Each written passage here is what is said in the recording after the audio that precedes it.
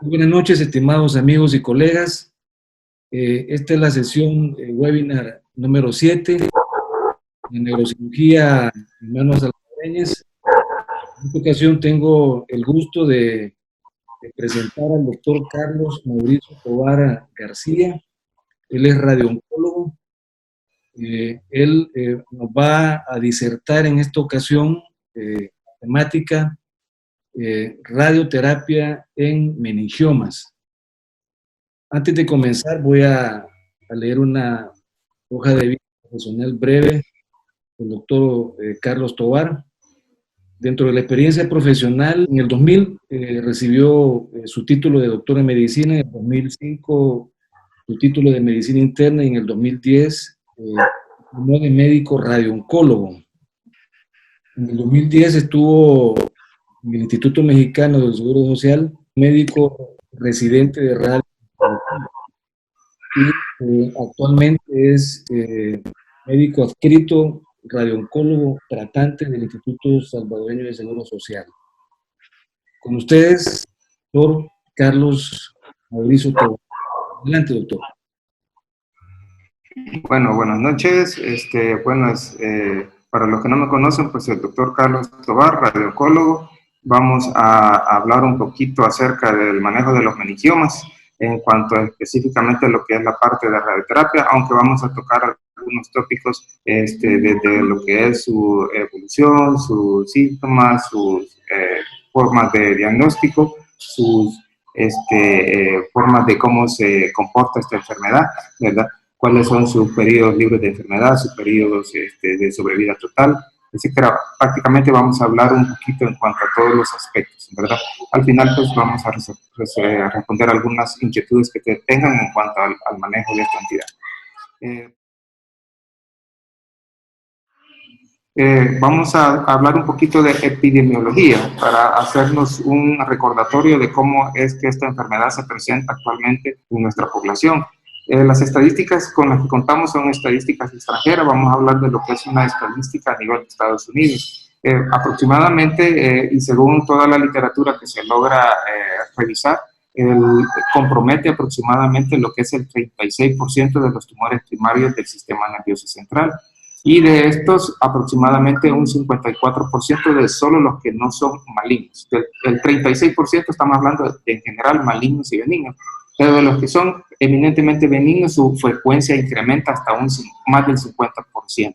Tiene una incidencia total de 8 por 100,000 personas, durante el periodo de allá por el 2010-2014, y en los periodos anteriores, esta incidencia se ha venido duplicando periodo con periodo.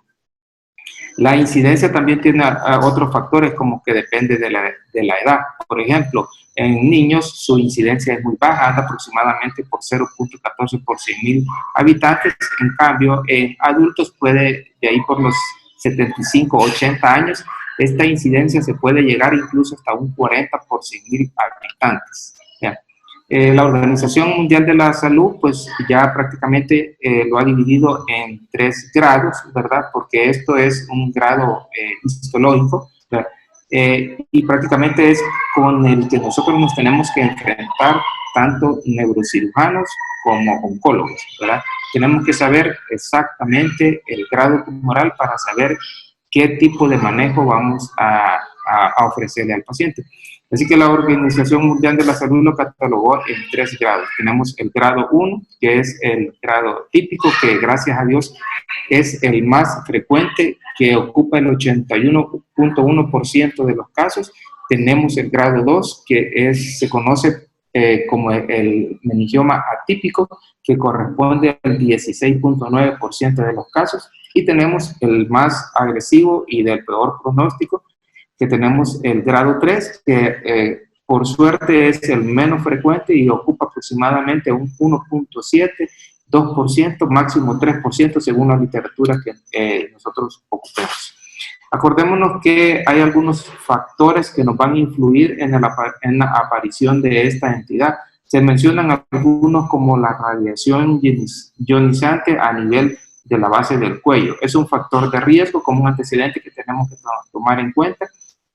y que el desarrollo del meningioma, cuando tenemos asociado a una radiación ionizante, puede estar incrementado hasta 6 veces su riesgo. Así que es un antecedente muy importante a tomarlo en cuenta, los antecedentes de radiación a nivel de cuello. Por ejemplo, un paciente que haya tenido algún linfoma o otra entidad por la cual haya recibido radioterapia. Si hay un aparecimiento de un meningioma, probablemente va a estar asociado a lo que es la aplicación de radioterapia en años previos. Hay otros factores de riesgo, como es el fumado, también está implicado en lo que es, aunque esto no está claramente demostrado. Y ahí tenemos otros factores menos frecuentes.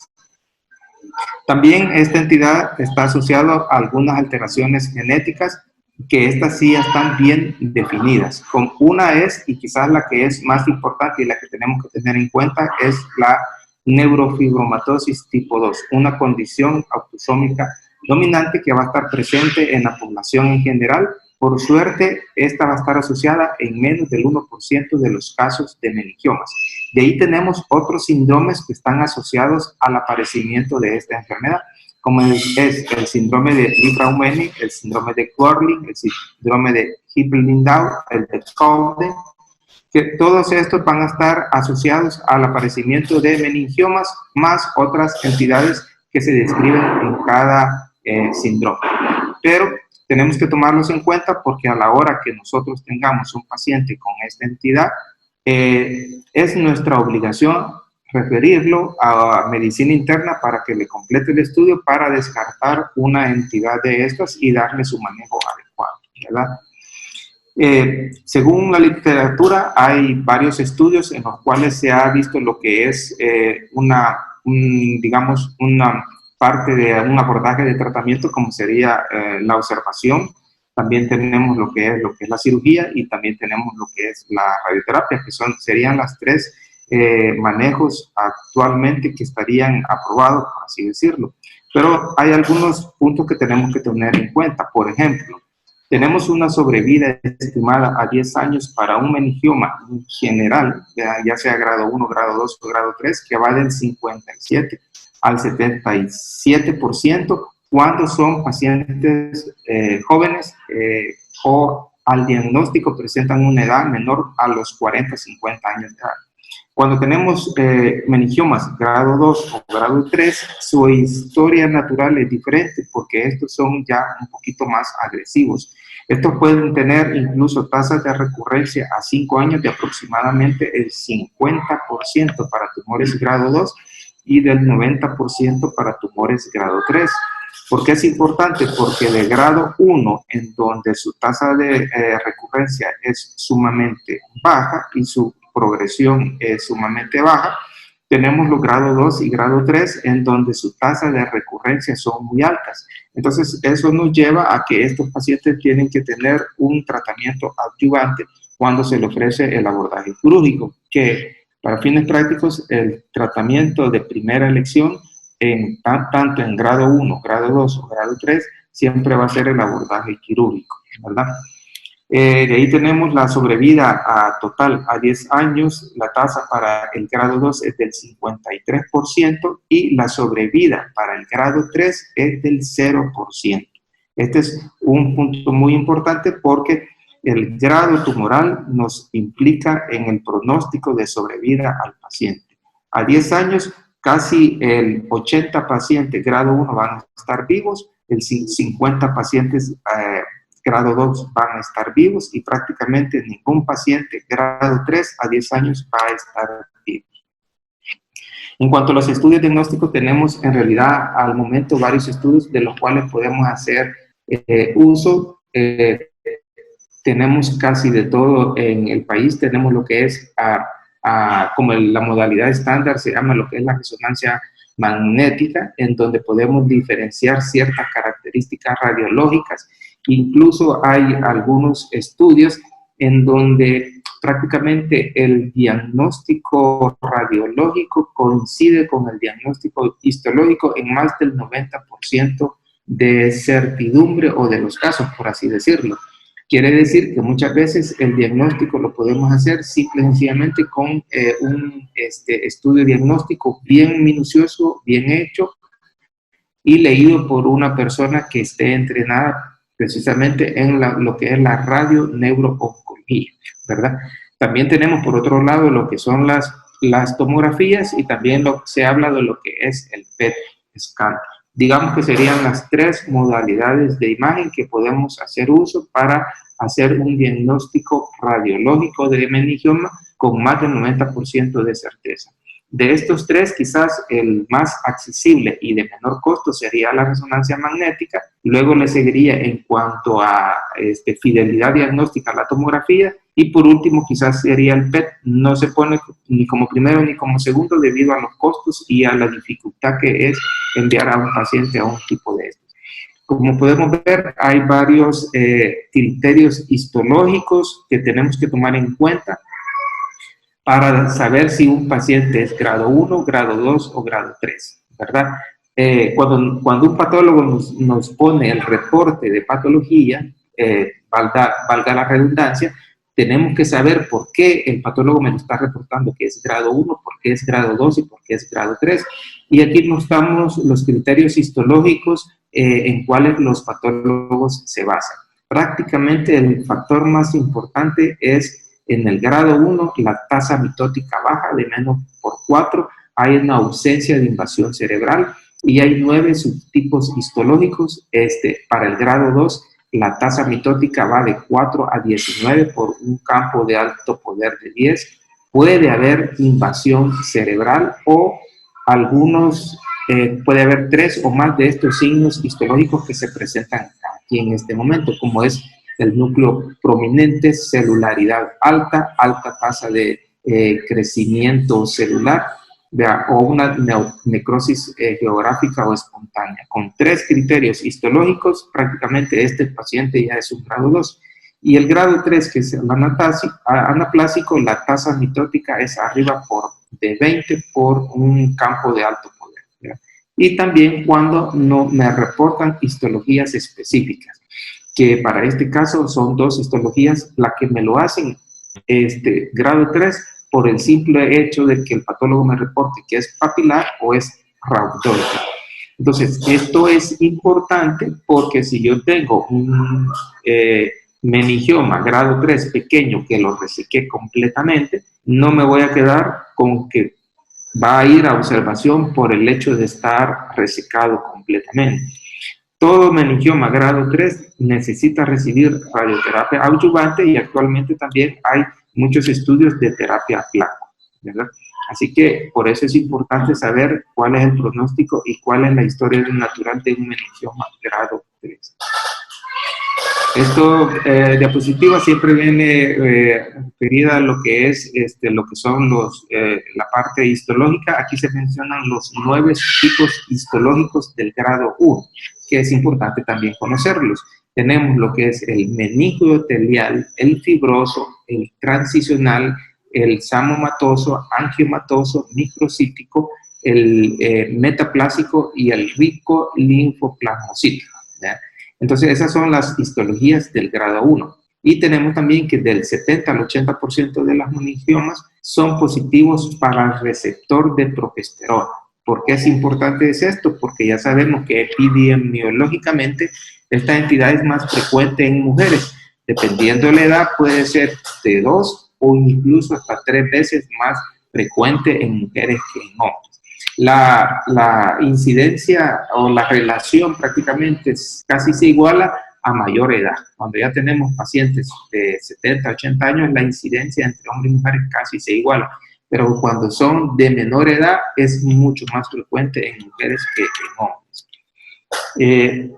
Otro punto importante que tenemos que tomar en cuenta tanto para el neurocirujano como para el radiooncólogo es la extensión de la resección, porque de ahí vamos a decidir también qué se va a hacer. Por ejemplo, si tenemos una resección grado 1, que es definida como una resección total gruesa, que incluso se reseca parte del hueso y parte de lo que es la membrana dural, prácticamente es una resección en bloque completa. Tenemos la resección grado 2, que se reseca completamente el tumor, pero queda hueso y queda la dural y nada más solo hay una coagulación de la dural. tenemos el grado 3, que es una resección completa sin tocar lo demás, nada más se quitó lo que es el tumor. Tenemos el grado 4, que es una resección parcial, y el grado 5, que es una biopsia. Esto es sumamente importante para nosotros los oncólogos, saber el grado de una resección, porque de eso va a depender incluso la dosis que vamos a administrar a los pacientes de radioterapia. Las tasas de recurrencia a 5 años después de una resección total gruesa en un paciente grado 1 puede estar reportadas de un 7 a un 23%. Para un grado 2 están reportadas de un 50 a un 55%, y para un grado 3 hasta un 72%. Y la Organización Mundial de la Salud, para tumores grado 1 que son incompletamente resecados, o son Simpson grado 4 o grado 5, o tumores con un grado patológico alto, grado 2 o grado 3, tienen que recibir tratamiento adyuvante, ¿verdad? O sea que prácticamente esto quizás en cuanto a la parte de los neurocirujanos, este es quizás el punto más importante. Si tienen un tumor grado 1 y es resecado incompletamente, o sea, una Simpson grado 4 o grado 5, o si tenemos un grado 2 o grado 3, estos son los pacientes que van a recibir tratamiento adyuvante.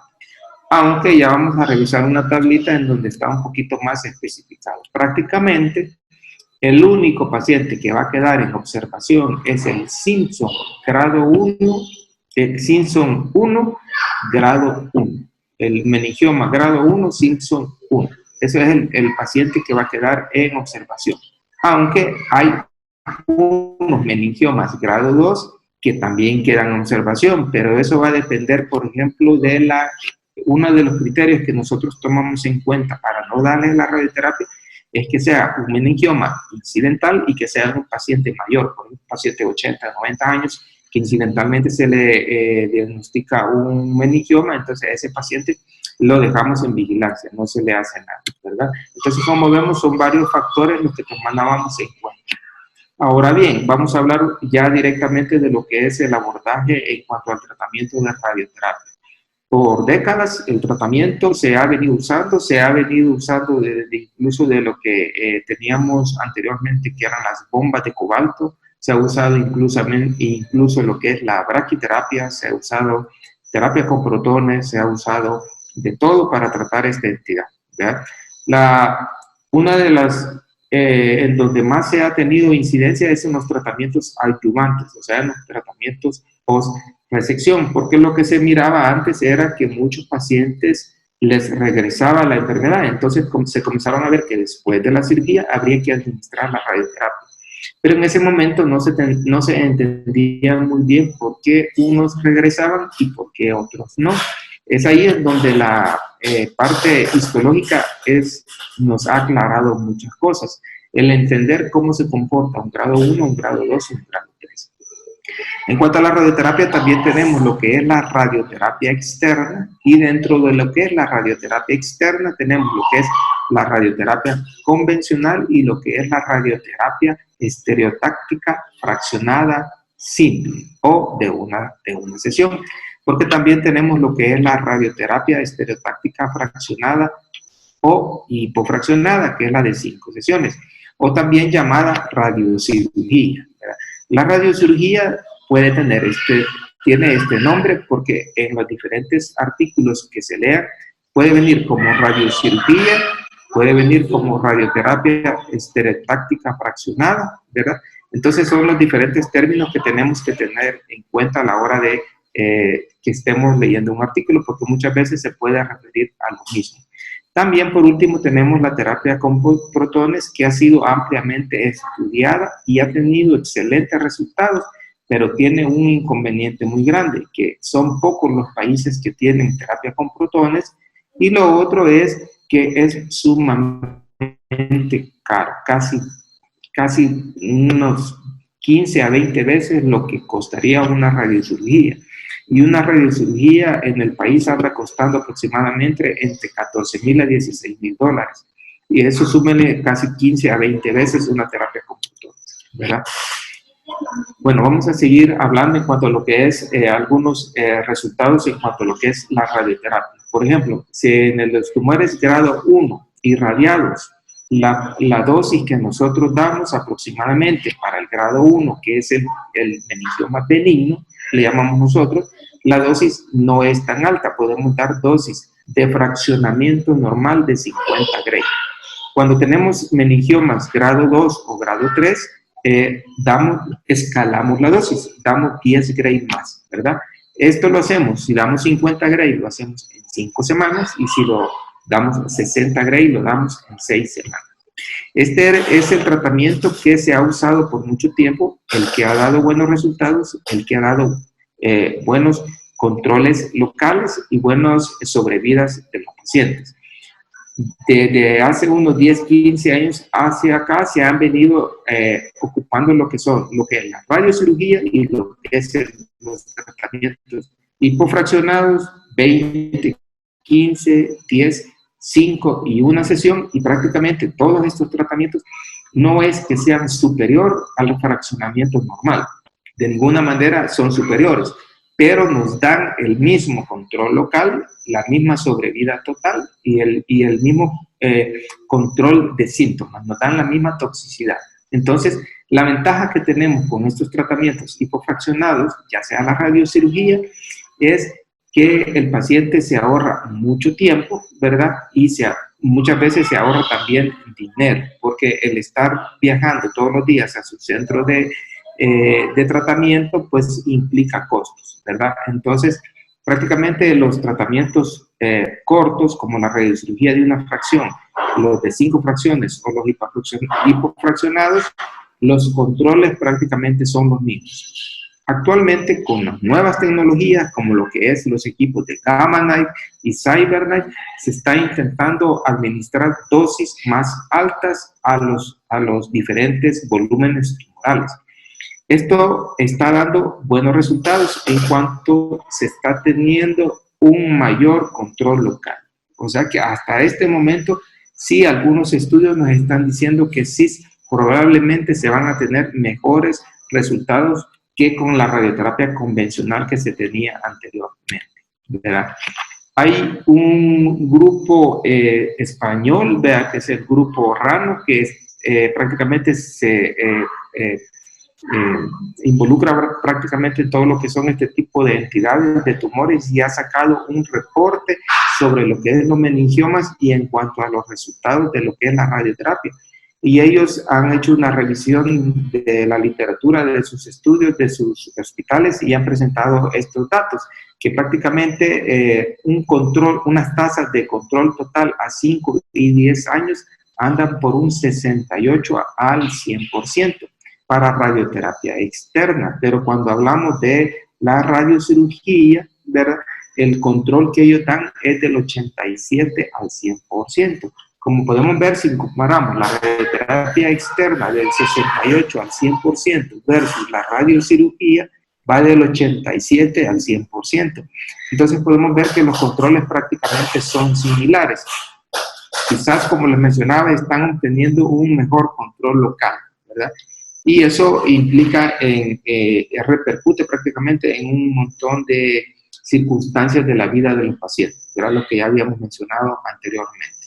La Organización Mundial de la Salud menciona que para meningiomas grado 1, la tasa de control a 10 años es superior al 90%, ¿verdad?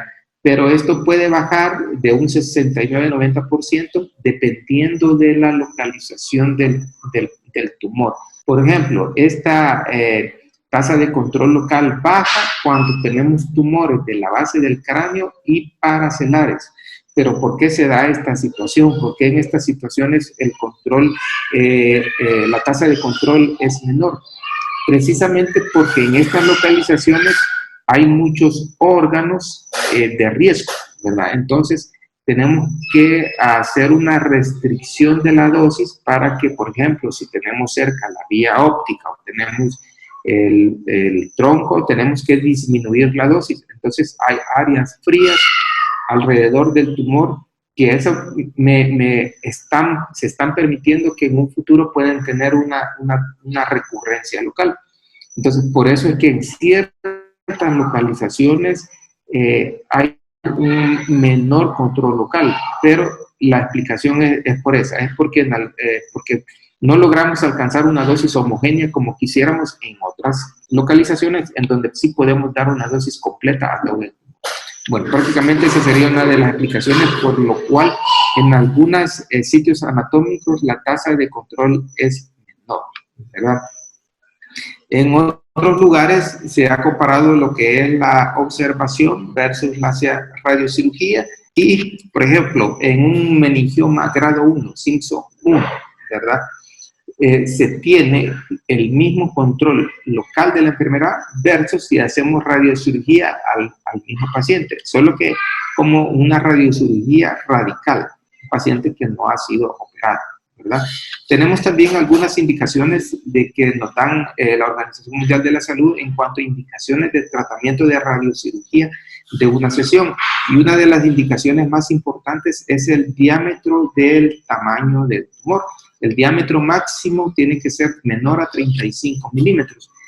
No quiere decir que tumores mayores no se les puede dar, sino que la explicación es que a los tumores menores de 35 milímetros de diámetro es en donde vamos a tener mejor control local, porque cubrimos prácticamente la totalidad del tumor, damos la dosis completa que aproximadamente anda en un promedio de 16 Gray, y entonces con esa dosis y cubriendo completamente lo que es el tumor, su tasa de control local es sumamente alta, ¿ya? Hay otros estudios que reportan resultados con radiocirugía con unos resultados menores en cuanto al control local, pero como les mencionaba, tiene que ver la localización y tiene que ver la dosis que se da homogénea a todo el tumor.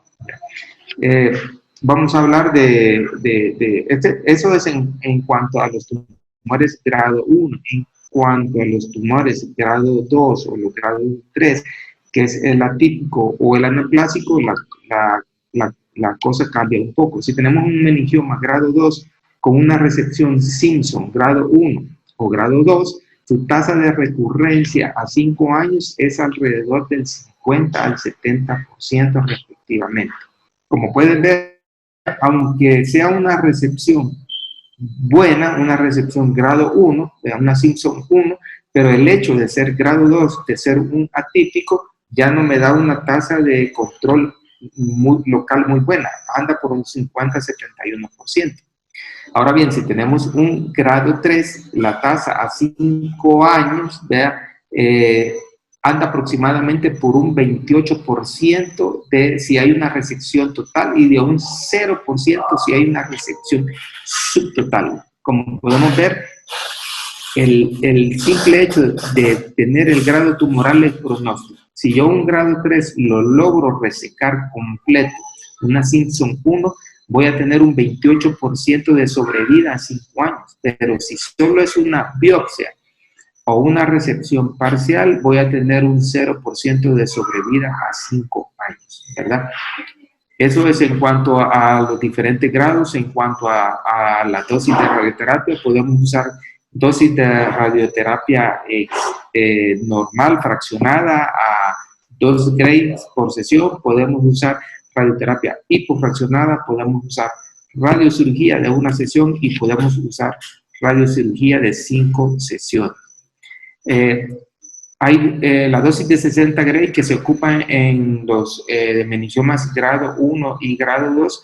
También se reportan una sobrevida libre de progresión a 5 años del 59% y una a 3 años del 69% y otra sobrevida total de 78.6, ¿verdad? Son diferentes estudios que reportan estas sobrevidas.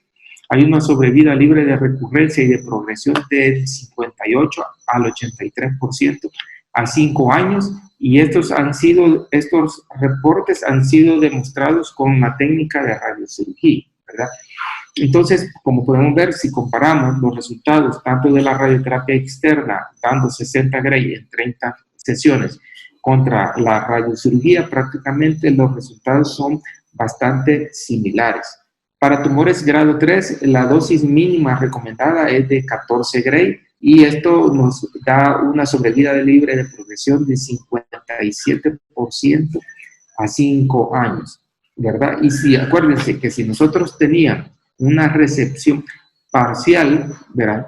Y no le dábamos absolutamente nada, a 5 años su sobrevida era 0, ¿verdad? Pero si a este tumor grado 3, resección parcial, le hacemos radiocirugía 14 Gray, su sobrevida a 5 años pues es bastante buena. De tener 0 vivos a 5 años, solo con cirugía podemos tener 57% de pacientes vivos a 5 años, dando 14 Gray de radiocirugía. Esta es la tablita que les mencionaba, en donde es la recomendación de la Organización Mundial de la Salud, que está muy buena en cuanto a lo que es el tratamiento, y nos da un resumen de todo lo que hemos hablado. Por ejemplo, si tenemos una resección total gruesa y tenemos un meningioma grado 1, ¿cuál es la conducta? Observación, ¿verdad? A ese paciente no se le hace absolutamente nada, que queda en observación. Un meningioma grado 1, Simpson 1. Ahora bien, tenemos un grado 1 con una resección parcial o una subtotal. Entonces, aquí podemos combinar lo que es la radiocirugía estereotáctica o la radioterapia hipofraccionada, ¿verdad? Aquí podemos dar una sola dosis al residual o radioterapia fraccionada si solo fue biopsia y el tumor es más de 3.5 centímetros. Por eso es que nos dan las dos opciones, ¿verdad? Entonces, grado 1 con resección parcial o subtotal, va a radioterapia. Yo también quizás en este punto agregaría observación en pacientes de edad avanzada con comorbilidades, ¿verdad? Quizás esto, acordémonos que estas son guías, no necesariamente las tenemos que adecuar a exactamente como están descritas, sino que tenemos que ver la realidad de nuestro país y de nuestro sistema. Entonces, cuando yo tengo un meningioma grado 1 con una resección subtotal y tengo un paciente anciano con comorbilidades, perfectamente puede quedar en observación. Estamos hablando que su sobrevida es de menos de 5 a 10 años. Si tenemos un meningioma grado 2 con una resección total, entonces podemos tener, oigan bien, una resección grado 2 con resección total. Pues se puede tener lo que es la observación o radioterapia fraccionada, ¿verdad? ¿Por qué acá no se recomienda radiocirugía? Porque la radiocirugía va dirigida exactamente a un tumor residual. Y si yo tengo una resección total gruesa, no voy a tener un tumor residual al cual yo darle radiocirugía. Pero entonces, ¿por qué le voy a dar radioterapia? Porque en los tumores grado 2 o grado 3, el sitio que recurre es el lecho tumoral y el edema circundante al lecho tumoral. Entonces, mi blanco de radioterapia en grado 2 y grado 3, aparte del tumor, es el edema tumoral, ¿verdad? Entonces, por eso es que sí se menciona la radioterapia fraccionada y no radiocirugía, ¿verdad?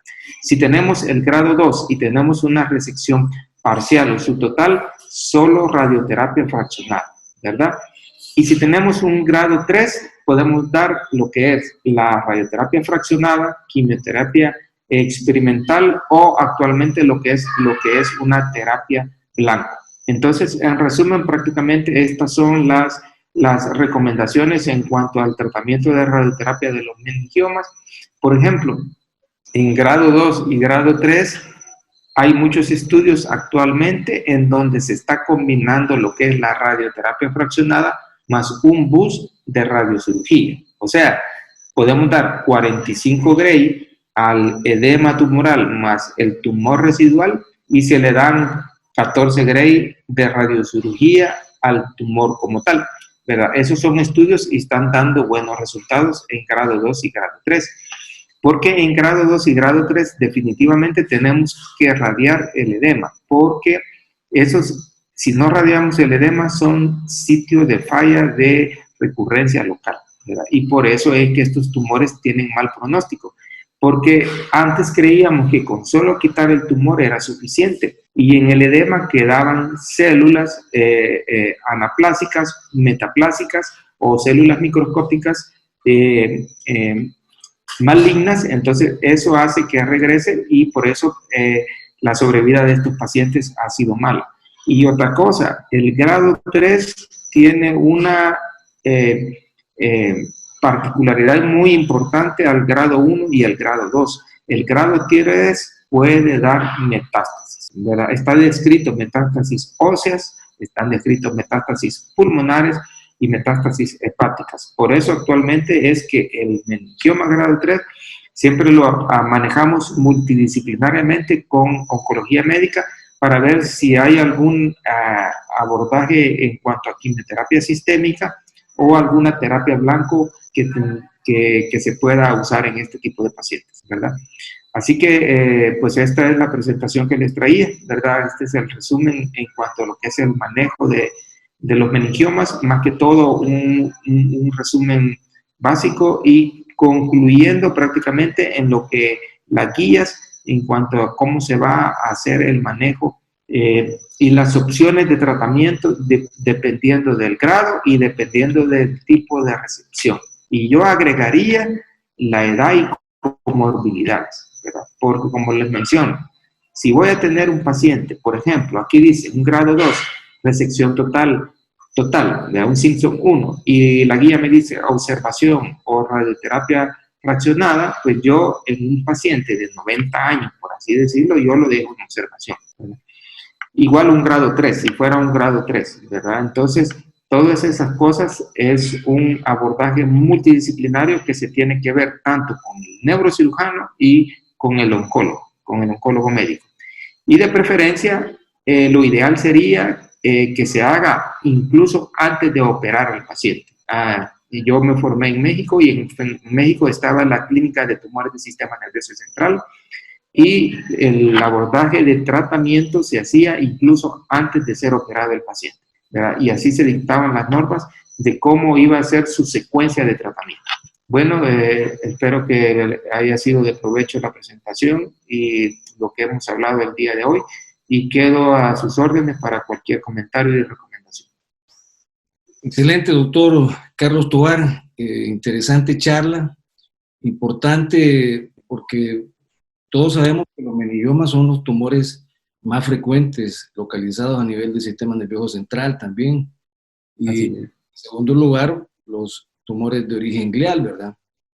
Y como tú bien lo mencionaste, la supremacía de la cirugía está sobre todo, o sea, todo tiene que ir orientado a la remoción del 100% del tumor, ¿verdad?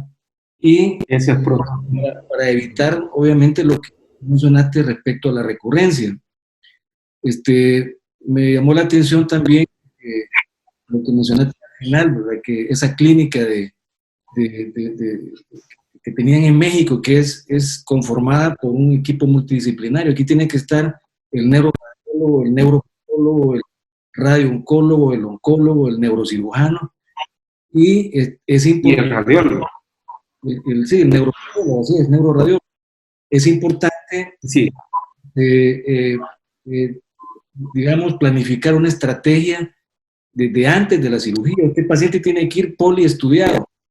De hecho, yo Así es. estaba leyendo, doctor Tovar, que inclusive para el diagnóstico de tumores que ya tú mencionaste, el grado 1, que es el típico, el grado 2, que es el atípico, y el grado 3, el anaplásico, inclusive también en instituciones de investigación donde tienen resonadores de 3 Tesla arriba, hay un estudio que hace una correlación entre la resonancia magnética nuclear en difusión. Hay un gradiente que se llama el ADC, que es el coeficiente de difusión aparente, ¿verdad? Y que se mide básicamente en los focos de mayor hipercelularidad e hipervascularidad del tumor. Y esto también se relaciona con el aspecto histológico, como ya tú muy bien lo mencionaste, pero también hoy en día el diagnóstico de biología molecular. Hay un factor de proliferación que es el KI67. Hay 67, así es. Está elevado, ¿no? Un tipo de tumores más, los grado 3, los anaplásicos o los atípicos también. Y eso da, digamos, la correlación de estos dos elementos nos pueden hacer inferir sí, una biopsia, ¿no? Porque para este tipo de tumores, ya bien lo mencionaste, no es necesario tener una biopsia, pues, sino ya se puede perfectamente hacer un diagnóstico con el estudio de imágenes y estos otros elementos que ya te mencioné, el ADC, que es el coeficiente de difusión aparente, y también el índice de proliferación celular, que es el KI67, que es diagnóstico molecular, que ojalá Sí. que tengamos, no sé si lo tenemos acá en el país, pero eso sería Sí. formidable porque desde ese momento, cuando ya tenemos ya una estrategia, tanto quirúrgica como terapéutica, ¿verdad? Podemos decidir, además de la cirugía, si le vamos a dar radiocirugía a este paciente, si es un atípico, por ejemplo, si le vamos a dar radiocirugía más radioterapia hipofraccionada, Así es. o inclusive para los anaplásicos está el tratamiento coadyuvante con quimioterapia, inclusive también. Entonces, por eso es importante que tengamos todo esto, estos elementos a la mano para poder desde antes de la cirugía llevar ya una estrategia, un plan definido, pues, ¿verdad? El beneficio del paciente y que el beneficio es evitar la recurrencia para mejorar el promedio de sobrevida, ¿verdad? Ahora, Ese es lo ideal. está, Eso es lo ideal, doctor, que deberíamos de, porque así se acortan los tiempos, porque en lo que usted lo opera, de ahí me lo manda, de ahí lo evalúo yo, de ahí le indico la radio, entonces estamos perdiendo tiempo. Y muchas veces en esto el tiempo es fundamental, ¿verdad? ahora, con respecto a la clasificación de Simpson, este, fíjate que hay el problema, bueno, en antaño era más aplicable, bueno, los 4 grados, ¿verdad? Por ejemplo, grado 1, 2, 3, 4, 5 para meningiomas de la convexidad, pero Sí. tenía el problema para los meningiomas de la base del cráneo, como tú lo mencionaste.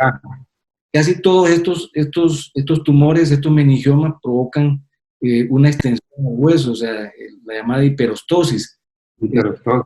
Por eso es importante en el grado 1 hacer la remoción del hueso, del implante dural y del tumor en el 100% de los casos, pues, ¿verdad?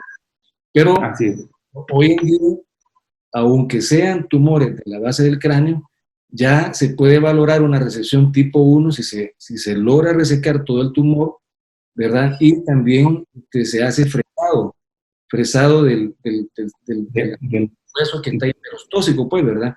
El problema quizás es para los meningiomas, por ejemplo, que tienen su implante, por ejemplo, en estructuras críticas como el seno cavernoso o la región petroclival, donde todos sabemos que hay vasos arteriales de alto flujo, como la arteria basilar o la arteria carótida interna intracavernosa también. Hoy en día la pregunta es que estos tumores, si es posible poderlo resecar, por ejemplo, un tumor que involucre el implante clinoidal en el seno cavernoso, si se tiene la experiencia y la destreza para poder entrar al seno cavernoso y poder removerlo en un 100%, entonces es importante hacerlo, pero como es una zona bien delicada, entonces que acarrea no solamente morbilidad por pérdida de la función, sino que también puede acarrear mortalidad transoperatoria alta, entonces lo que se hace son las resecciones subtotales y queda un remanente, digamos, importante del tumor en el implante aracnoidal. Es importante echar mano de las terapias de adyuvancia, como la radiocirugía, ¿verdad? Sí. También, o en anaplásico, pues la quimioterapia, inclusive como tratamiento coadyuvante. ¿Ustedes han tenido algún tipo de toxicidad con la radioterapia. Usted ahí en el Seguro Social utilizan el acelerador lineal, el lineal. ¿Ha tenido problemas de toxicidad ahí, por ejemplo, con afectación del óptico, el hipotálamo, tallo cerebral? Entiendo de que hacen, digamos, cuando hay una resección subtotal, se enfocan más, me dijiste, en el edema perilesional que circunda el tumor, ¿verdad? Y ahí aplican mayor cantidad de radioterapia. Y si hay radiocirugía, entonces esta la aplican al tumor. Pero ha tenido toxicidad en esos... Fíjate que más que toxicidad ha sido, digamos, como una evolución, no evolución natural, no como una complicación de la enfermedad, porque los tumores que están cerca de la vía óptica o del tronco, por así decirlo, que ya llevan con algún déficit neurológico, ya nos han llegado con algún déficit visual o algún grado de hemianopsia, ¿verdad? Siempre les mandamos nosotros a hacer el estudio. Y lo que hacemos es que la parte que está pegada a la vía óptica, porque antes era contraindicado hacer un tratamiento de radioterapia si un tumor estaba pegado a la vía óptica. Ahora ya no, ahora lo que se hace es que las curvas de dosis se separan de la vía óptica. Entonces, pero el problema de hacer eso es que esa parte queda fría, o sea, queda con muy baja dosis de radiación.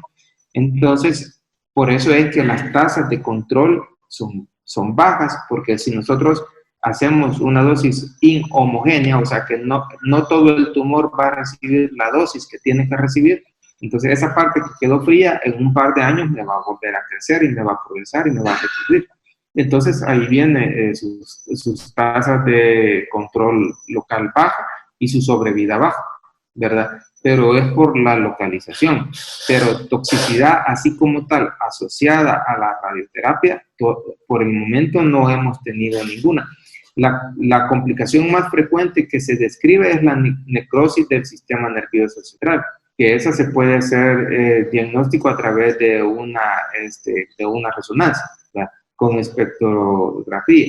Y si no, pues habría que hacer una biopsia, pero hasta el momento no hemos tenido ninguna complicación de ese tipo, ni de la vía óptica, ni de ni de parte de necrosis, ¿verdad? Acordémonos que en el Seguro Social, por el momento, no estamos haciendo radiocirugía de una sesión.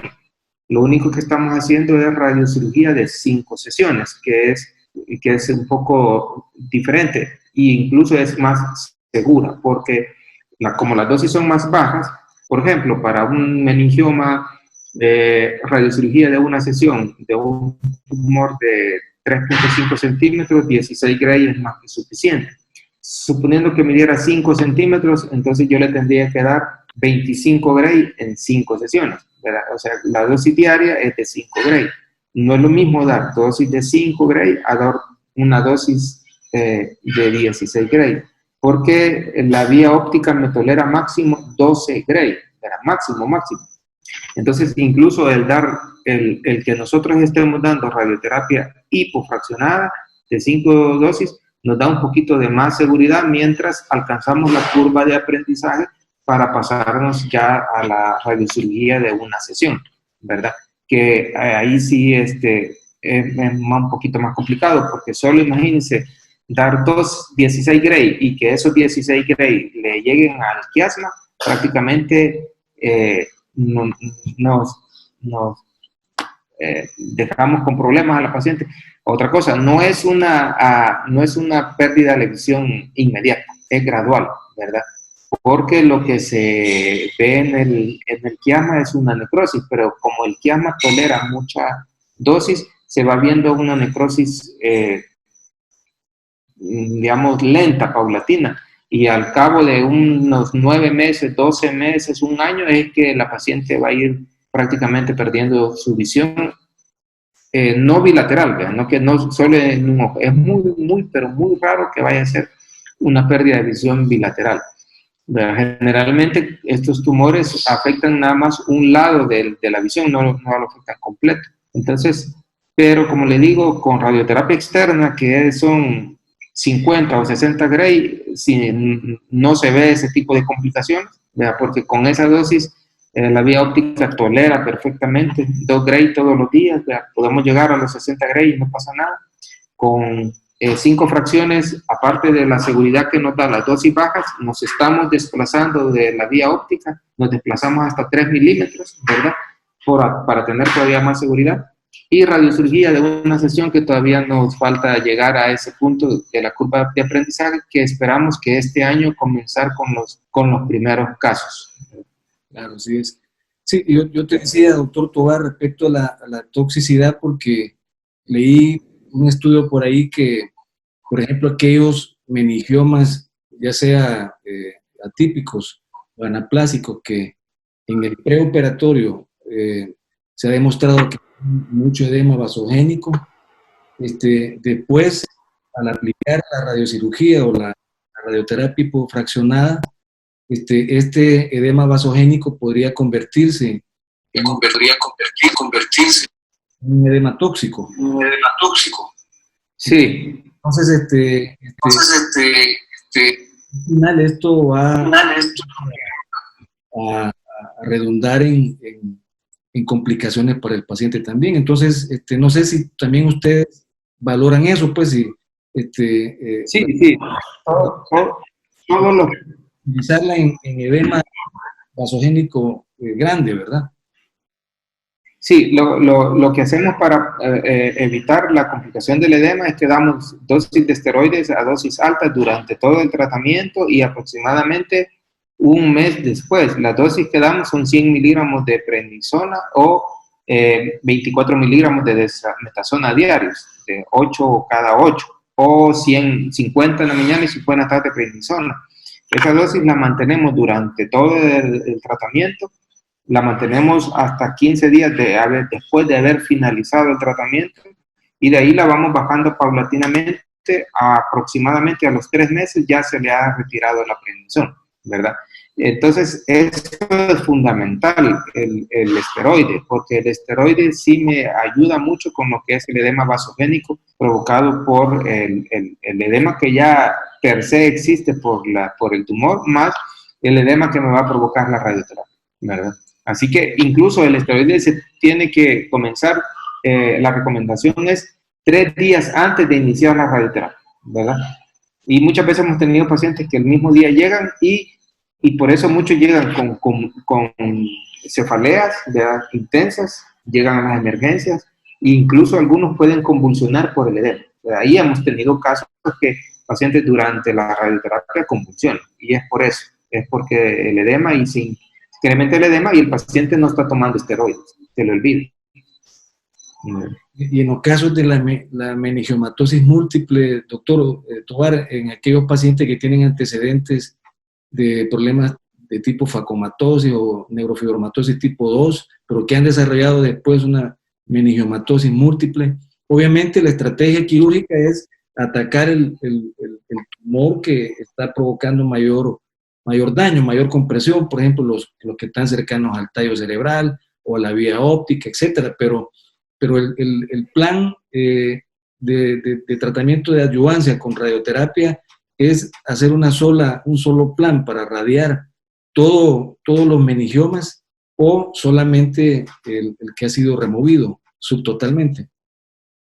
Sí, ahí cabal es el manejo combinado, que ahí primero se quita el que está dando síntomas, ¿verdad? Se reseca el que está molestando ahí, el que nos está provocando ya sea la cefalea o algún problema neurológico. Y de ahí lo ideal es hacer un plan en donde abarquemos todos los meningiomas. Y para eso hay algunas técnicas. Gracias a Dios el seguro ya cuenta con técnicas de ese tipo, que es la técnica de arco, que es igualito al equipo que tiene el diagnóstico, que es la tomoterapia, que es una técnica de arco. Con esa técnica nosotros logramos cubrir todo lo que son las lesiones tumorales, todas las meninges, protegemos el cerebro, ¿verdad?, porque se puede proteger, y nos enfocamos prácticamente en darle a las lesiones, ya sean 5, 10, 15, 20, entonces las cubrimos al mismo tiempo. Es una técnica helicoidal. En el momento que está el acelerador dando vuelta, prácticamente está respetando los órganos y está administrando la dosis a los tumores que hemos elegido previamente. Entonces, eso hace 2 años no lo hubiéramos podido hacer. Gracias a que el seguro pudo invertir en un buen equipo, que es un Trilogy de última generación, podemos hacer ese tipo de tratamiento, ¿verdad? O sea que prácticamente tenemos en el Seguro Social, tenemos todo para que un paciente no pida irse para afuera del país. Tenemos radioterapia 3D, tenemos radioterapia hipofraccionada, tenemos bus integrado, tenemos intensidad modulada, tenemos la técnica de arco, tenemos la radiocirugía de 5 sesiones y tenemos la radiocirugía de 1 sesión. Ya tenemos todo. Tenemos el marco estereotáxico, tenemos todo.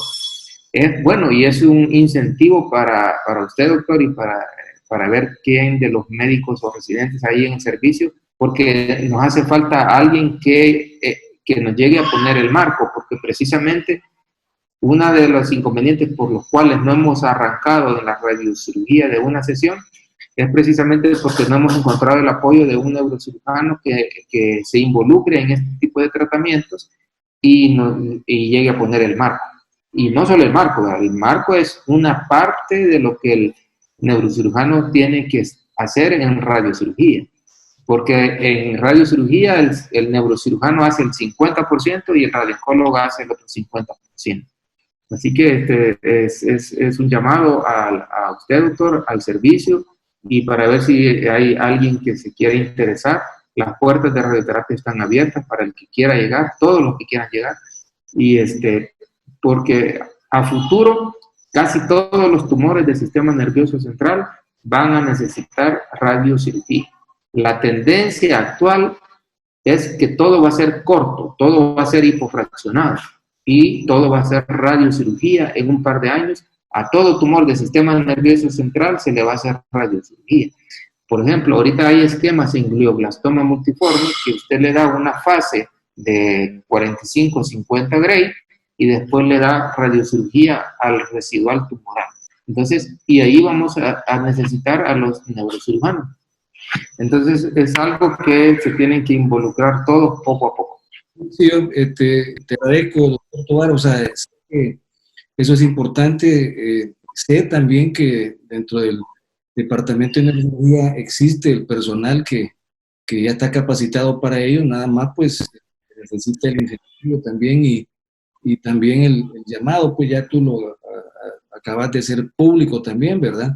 Y es de coordinación con las diferentes jefaturas ahí administrativas para poder incluir en el equipo un elemento que es vital también. Ya tú lo dijiste que el cirujano que hace radiocirugía hace el 50% y el radiooncólogo el otro 50%. Entonces, tenemos que trabajar en equipo, pues, ¿verdad? Solo 2 preguntas nada más ya para terminar, doctor Tovar. Quiero aprovecharte porque esto es importantísimo. Sé que Claro. todos conocemos de los efectos biológicos de la radioterapia, inclusive en el pasado, cuando, por ejemplo, la tinea capitis se le daba, ¿te acuerdas que se le daba radioterapia también? Estos efectos biológicos de la misma radiación podían provocar el origen de meningiomas, pues, ¿verdad? Intracraneales.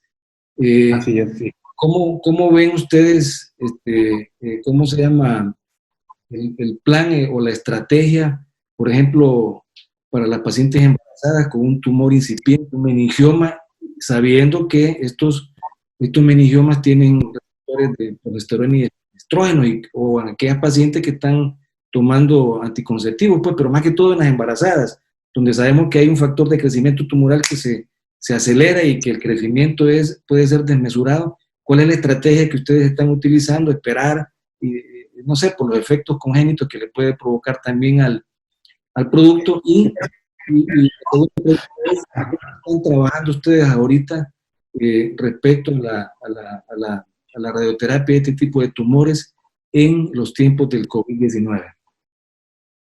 Vale, en cuanto a la primera pregunta, gracias a Dios, son sumamente raros pacientes embarazadas con meningiomas que nos llegan al servicio. no quiere decir que no haya, ¿ya? Sí, sí hay y está descrito. Lo que se hace y la recomendación es que en pacientes embarazadas, si la paciente es un meningioma incidental y que radiológicamente tiene características de grado 1, se deja en observación, incluso no se opera. Se espera que termine el embarazo y de ahí se platica con el paciente y se le explica las diferentes opciones que tiene, ¿verdad? Eso es en el caso de que radiológicamente estemos ante la presencia de un grado 1. Si ya tenemos la presencia de un grado 2 o un grado 3, porque sí, radiológicamente hay criterios para decir un meningioma maligno, porque así sería.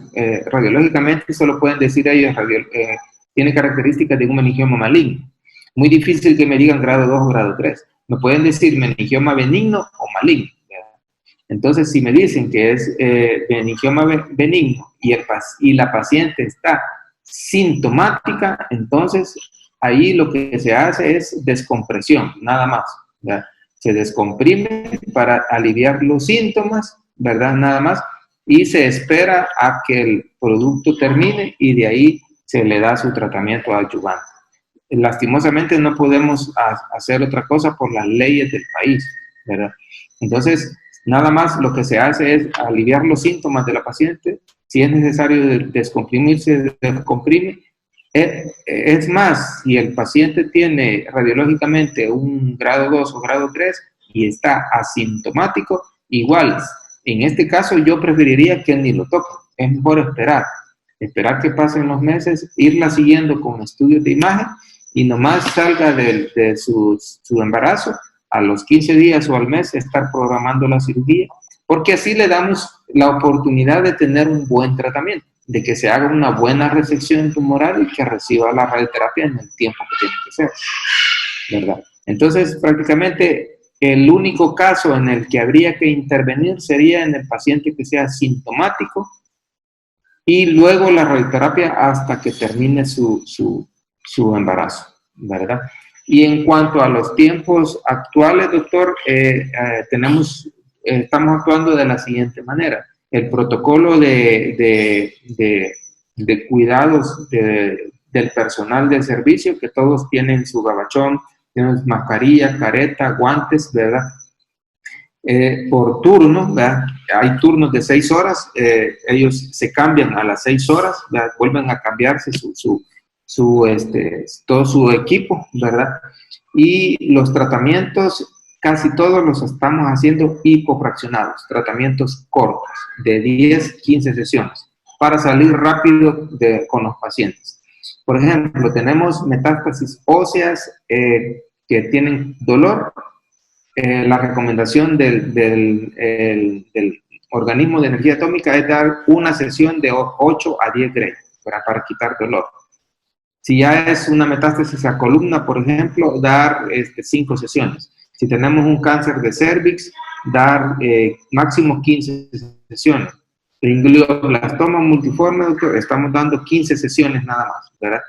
Estamos llegando a la dosis de 60 Gray, ¿verdad? Son dosis radiobiológicas que son equivalentes a dosis de 60 Gray. No quiere decir que con dar 15 sesiones estamos desmejorando el tratamiento, sino que simple y sencillamente se está haciendo un esquema hipofraccionado que me equivale a un esquema de 30 sesiones.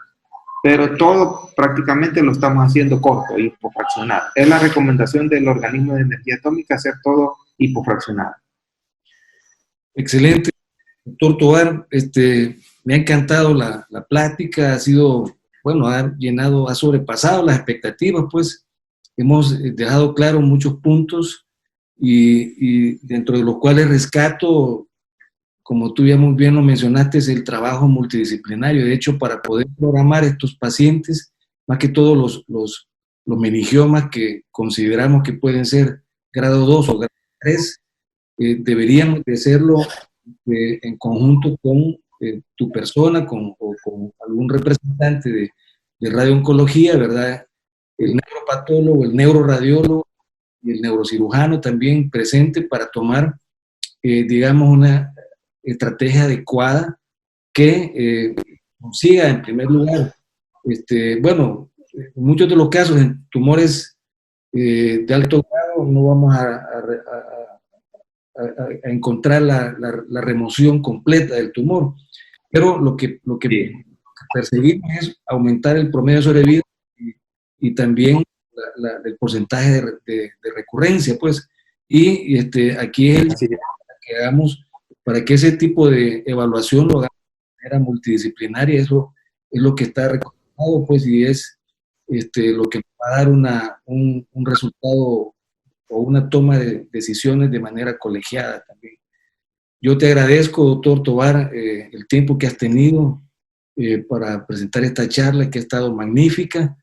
Creo que va a ser de mucho beneficio, no solamente para nosotros los neurocirujanos, sino que también para los neurocirujanos en formación, como los residentes, y obviamente también para el público en general, pero más que todo para los profesionales de la salud.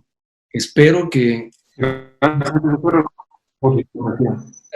una próxima fecha podamos reunirnos otra vez para tocar otro de los tantos tópicos que hay en cuanto al tema de la radioterapia, ¿verdad? Y de nuevo, muchas gracias por contribuir a la educación continua en salud, que es importante promoverla, no solamente en este tiempo de cuarentena, ¿verdad? O de resguardo, sino que en todo momento, pues, y este tipo de actividades, por ejemplo, de conferencias en plataformas virtuales o en conferencias o videoconferencias, a pesar que estamos en nuestras casas, podemos ya utilizar la tecnología, pues este es como una especie de telemedicina para poder difundir este información bien importante. Así es que muchas gracias por tu asistencia, doctor Tovar. Gracias, saludos a todos, buenas noches y quedamos en comunicación para futuras charlas. ¿De acuerdo? Gracias, doctor. Muy amable. Pasen buenas noches. Hola, buenas noches.